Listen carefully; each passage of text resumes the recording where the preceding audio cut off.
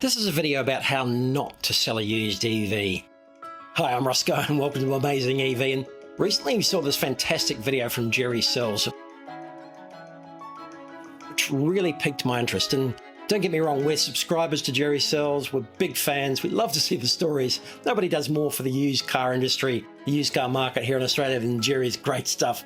But this really got the media going, got them wound up a couple of weeks ago. So we thought we'd take a closer look because I can't believe what's going on here. Oh no! If you didn't give you a good price, enough. I'm so sad. Yeah, I think you'll be sad. I'm pretty sure you'll be sad. It's a full EV. But let's get straight to the point here. If you walk into a used car dealership, offer to sell your car without buying another one at the same time, not trading in, you're going to get a price, you're going to get an offer from that dealer that's less than wholesale, not even wholesale. And that is not how to sell your used EV. So then obviously I will buy your car and work my margin from here. So that's why the first thing I suggest you sell it privately, you won't lose that much money. And don't get me wrong, we love Jerry Sells. No one's doing more on YouTube in the Australian used car market to show what it's like behind the scenes. We're subscribers, we love watching them, and we know how to critique other people's videos. Just shows, it picks up some great points of what's going on behind the scenes in the car market here in Australia. So it got us thinking, what's actually going on here? Do you understand what I'm saying? So I will assume your car can sell it for 63,990, which means to myself, exclude government charge is 61. Then I will work my margin from 61. Now we do understand Jerry is in the business of buying and selling cars. He's got to buy low and sell high. A lot of Jerry's videos are about people trying to sell cars to him, not him selling cars to other people, but people are coming to offer him, and the more famous he gets, the more cars he gets offered. So there's some great stories about him negotiating with people, making offers for cars, and he's completely upfront in many cases about the used car market. So granted, we give him that. That's why the first thing I suggest you sell it privately, you won't lose that much money. The title and the heading that Jerry put on that video, unfortunately, was a bit clickbaity, and I'm sorry to criticise. That was the title that was picked up by News Corp. That's what they ran with. But the bottom line is Jerry made the guy an offer, warned him about it, warned them that it was going to be a low ball, told him all about the car industry, told him all about how things were priced. Still the guy insisted, but in the end, the deal didn't even go through. I know your expectation was here. And now if I tell you actually it's here, if I have to buy the car, I will only pay 50. Jerry never ended up making an offer. He didn't want the Countryman. It didn't fit his car market. It didn't fit the type of car he wanted. He told the guy it was a niche product. So Mini is for a very niche market. EV is for a very niche market. So Mini EV is narrow down. So the buyer for this car, it will be minimum. Thank you. Yeah. He wasn't interested at all. So the deal never got done. The title was just a bit clickbaity, but that didn't stop News Corp picking it up and running with it without watching the whole video to see that the offer and the deal was never done. So there was no deal. There was no 50% depreciation. But the bottom line, and our message here, is that selling a car outright to a used car dealer, EV or otherwise, is possibly the worst thing you can possibly do. And you're bound to get the worst possible price. The seller was in the worst position he could be in, the buyer was in the worst position he could be in, or at the worst possible time. But that didn't stop News Corp picking up the story, and I'm starting to sound like Media Watch here because these are the sorts of things that Media Watch normally pick up on. But they took a piece of clickbait title, which didn't actually represent what had happened in the video, and decided to turn into a story about a used EV or a used car dealer having to offer and the guy accepting a 50% discount on a brand new EV. Now, 3 out of 4 of those facts just aren't simply correct. None of that actually happened. The offer wasn't made. There was some great education by Jerry, and granted, he took him through the process. But the deal never got done. And again, that didn't stop News Corp running with this story, and we're just fascinated how this became clickbait for them then. The other point to note here is Jerry didn't even want the car anyway. It didn't fit in his profile as a used EV seller. He probably was going to wholesale it anyway. He wouldn't have kept it. He outlined to the guy it was a niche market for minis. It was a niche market for Countryman. It was a niche market for Mini EV Countryman. He took as much time as he possibly could to explain to the guy that it wasn't the deal for him. He wasn't interested, despite making great content out of it. It wasn't the car for him anyway. he was never going to buy this because it didn't suit him as an EV buyer. This wasn't the car for him because this didn't suit his business. And if you look back at the relationship between car dealers and EVs, in the last 2 years, 18 months, look, it hasn't been necessarily pretty. The car manufacturers, the OEMs, haven't helped the dealers. They've been discounting, they've been dropping prices randomly. It's been really, really hard for them to value, according to some old-fashioned metrics, what EVs are going to be worth. They've been stung, they've been caught. They were getting great premiums for them when they first came out, and they took those. When you couldn't get Tesla stock, they were getting some fantastic prices used. But now, suddenly the tables turned, prices dropped a lot, and so they've been stung. Generally, most used car dealers are very wary of used EVs, and that's still the case today. And we can understand that. And Jerry's no different. I would imagine the last thing he wanted to do was own that Countryman anyway and have it on his lot. There's a couple of other stories about him buying EVs, but overall, if I can generalise, it's still a tough sell for a used car dealer. They'll take a petrol car all day long at the moment until the market settles down. And of course, there are many exceptions to this. There's some great stories I've heard from used car dealers who have sold many EVs, getting great prices for them, know their clients well, and are able to handle them. For me as a seller, the last thing I'd want to be doing is going to a used car dealer and asking him to buy my secondhand EV. That would be the last thing I'd want to do. Just as an aside, I would love to see more of Jerry actually selling some cars. It worries me sometimes that he's always buying and there's no deals being done selling. But hey, well, if Jerry's story is not indicative of used EV pricing, how do we know what they're worth? Well, it's our business. As owners of AmazingEV, we're talking to buyers, we're talking to sellers. We're seeing the cars, we're seeing the deals that are being done. We know what's popular, we know what's not. And certainly there's a price point for most things. And behind most industries, and the used car industry and EVs, it's no different. There's data behind this that really dictates a lot of the pricing with specific models, specific conditions, specific ages, mileage and condition. There's a whole ton of data which is out there. Now, we can access that. We can share that with you. And we can take this Countryman that Jerry bought or almost didn't buy or did buy. We can see the rego on screen. We can enter it into a website called valuemycar.com.au. Again, no affiliation. We know them well. We understand what they do. And part of their job is to get used car stock and find opportunities. But you don't have to put any information that you don't want to share. But we can find out what the wholesale price of that car is. So there's 10 grand difference there just based on the actual market of what is going on. Big difference between retail and wholesale in the car world, that's for sure. And we can also see similar cars on the market. They skim the markets around Australia looking for similar cars, and you can see roughly the range of prices.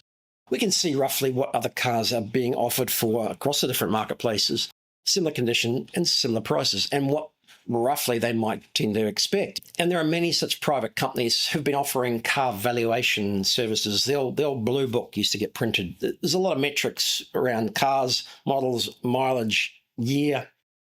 And that was pretty well documented. Wholesale versus retail was a guide for anyone in the car industry. That information has become a lot more public now. So where am I going with all this? Well, dealers have to buy wholesale to sell retail. Private sellers can just sell at retail. So let's go through the various options of selling an EV, because often it's a trade-off between time and money. And if you've got a bit of time, you're prepared to put a bit of work in, you can get a retail price. If you're in a hurry and you're desperate, you're going to get a wholesale, sub-wholesale price. So you're probably familiar with all these options anyway, and that just makes sense anyway. It's logical. Certainly some people don't want to try and sell privately. They don't want the drama, they don't want the anguish and all that goes with it. Sometimes people just want the convenience. We respect all those, but let's not chuck the story out there that all EVs are dropping 50% in the first year, because that just ignores and completely ignores the dynamics of the used car market as we know it. So what's the next step? I mean, Jerry was pretty obvious and upfront with these guys. He said, did you try and sell it privately, as he does with most people that he doesn't want to let down? He knows that he's going to give them a pretty low ball price, and he doesn't want to scare them, but look at, hey, it makes good TV for him. But he suggests that they sell privately. So where to from there? What are the next steps? And of course, we're going to recommend you sell retail, but yeah, there's a few other options in between. The options are there for sure. And they're swarming with car professionals who are fleet dealers selling, or finance companies trying to get rid of cars. So everyone's trying to move their cars on as quickly as possible. The name of the game is to move it on as quickly as possible.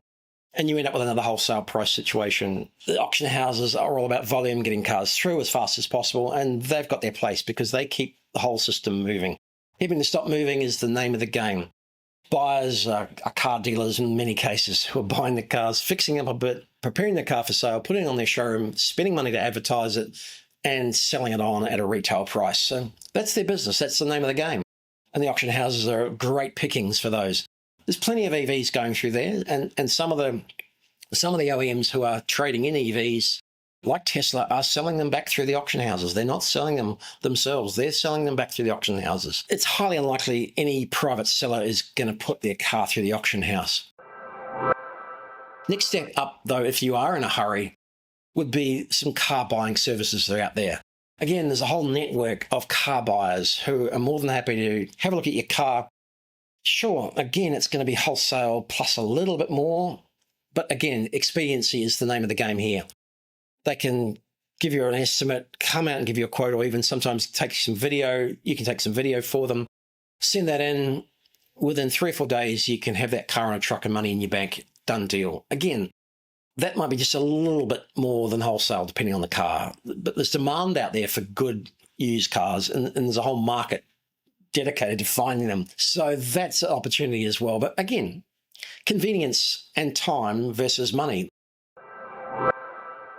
Maybe the next step up the chain is if you are buying another car, whether it's a used or a new car, you're bound to get a better deal on your used EV than if you just sell it outright. They'll do a deal and it'll probably be reflected in the trade-in. There may not be any movement on the new car pricing. They may not have any room to move there. But they've certainly got room to move on the used car trade-in price. So you're bound to get what you feel is a better price, but whether it's an actual fact a discount on the new car or a better price than the used, there's a lot of machinations going on from the dealers. For example, if Jerry's Countryman seller wanted to buy another car, he wouldn't be just giving Jerry a problem, but he'd be solving one for him as well. He'd be moving on something that Jerry had in stock that he's got to get rid of and keep moving as well. Expediency for him is the name of the game as well. Or do you thinking of my car? I already see from your website. Website, yeah? Yeah. Nothing? No. Nothing you like? Yeah. He'd certainly get a better price, and Jerry would have room to move both ways. Same with new car dealers. They want to get rid of that new stock and keep them moving. They'll reflect that in the price of the used car. It might seem like a better deal, but again, it'll be not as good as retail, but not as bad as wholesale, somewhere in between. Again, most of you have been through that experience. So the best price, selling your EV privately, is going to get you the best deal. There's no doubt about that. Sure, all the markets are full of all sorts of players, all sorts of buyers. If you can cut through all the noise, you're going to get a better price. And we spend a lot of time on all the marketplaces looking at used EVs all over the place. See what's on offer, see what's being bought, see what's being sold, talking to buyers, talking to sellers, looking at all sorts of options to attract a buyer. And now, we know Facebook, sure, it's free, but yeah, it's a bit of a free-for-all. And Gumtree used to be the spot, but very broad, and yeah, an interesting place for cars now because they don't seem to be as dedicated as they were to cars, and certainly not to EVs. And then, of course, there's car sales. And look, you've got to be on car sales. You've got to be there. You've got to have your primary listing on car sales. No one can be without a listing on car sales if you want to get seen. But for EVs, they're a very small percentage of the marketplace there. So EV sellers, you know all the choices, don't you? Well, maybe you don't know them all because AmazingEV, our own dedicated used EV marketplace, is there for just exclusively EVs. Just for EVs, no hybrids, no ICE cars, just for EVs. So we're attracting EV buyers and EV buyers only. We're giving information for EV sellers. We're talking to EV sellers, getting better photos and videos to help show them in a better light and promote these cars because we love them. We're creating a place just for EV people. Check it out because there's some great deals here. Yeah, retail prices being offered by fastidious first-time owners in many cases. People have shown more love for a car than I thought humanly possible. Some of these are just like brand new after 40, 50, 60,000 Ks. Such as the early adopter of an EV, they have looked after these cars fastidiously. And we're talking to them and you can see them as well. So if you really want to get EV buyers' eyes just on EVs, we're going to keep following Jerry Sells. We're big supporters. We love you, Jerry. Hopefully he buys some more EVs. Hopefully he can sell some more EVs. But follow us here at Amazing EV as well as we start to tell the stories of some of our EV buyers and sellers as well. You'll get to see some deals being done, what sort of prices are going through, and be more market updates about what the used EV market is doing and how we're playing our part in helping EV buyers and sellers as well. I'm Rosco, and we'll see you next time.